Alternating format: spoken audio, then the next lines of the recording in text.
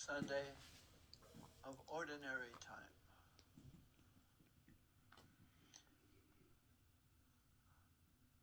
In the first reading, which I would hope you might ponder, there is an extreme.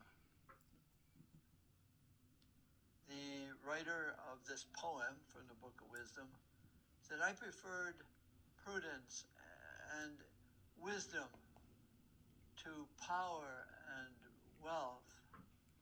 I give it all away. My desire, my possession of everything. In the gospel, it's interesting. A man comes up and says, what must I do to inherit eternal life? He calls him good teacher. You know everything. And Jesus says, well, there's only one really good, and that's God alone.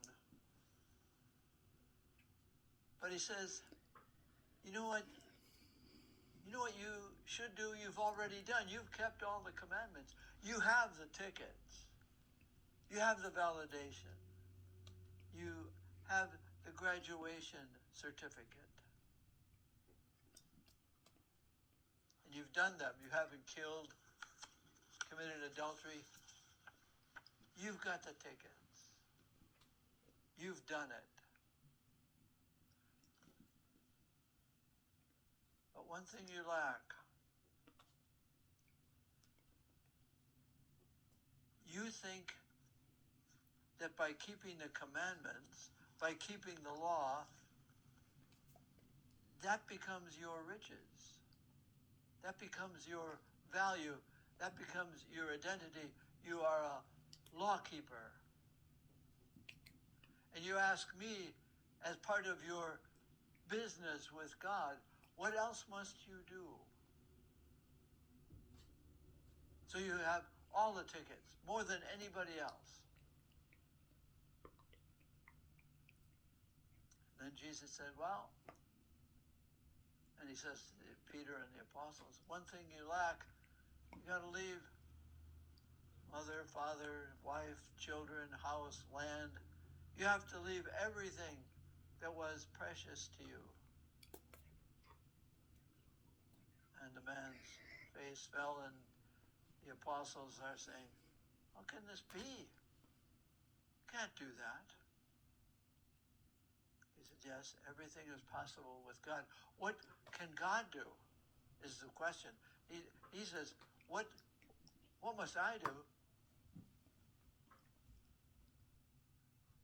What Jesus is saying is, leave the absolute obsessions with things. Having an obsession is having a very narrow view. It excludes. Having family and house and land and everything, how available is that to the broader world, to relationships with others? Now you would say, well, you were a Jesuit, you left wife and family and land and house to follow Jesus. You really have made it. I wouldn't say so. I didn't save myself. I didn't create myself. Leaving everything, kind of. In our class that we teach here at the university, the students say, I want to give God my whole heart and forever and total. Can't do that. We want to negotiate so we have everything. No, you can't negotiate. In the first reading, the writer prayed for prudence. Prudence is a reverence for what is human and what is divine. No, I don't have it made because I left everything, because I didn't leave my selfishness behind. I took that with me into the Jesuits. I took that with me climbing up the altar steps to get ordained. And I take it with me. I live with it. But I have the prudence to know that the selfishness, while it's there, must not narrow my vision of myself and life. If I can leave everything to be open to everything, that might be the spirit of poverty that Jesus is inviting this man, the apostles, Peter, and you and me, to have a reverence for what things are, but what they can't be. They can't be my identity. My identity is received, not achieved. It's a hope and a struggle to live rather than a prize, a trophy.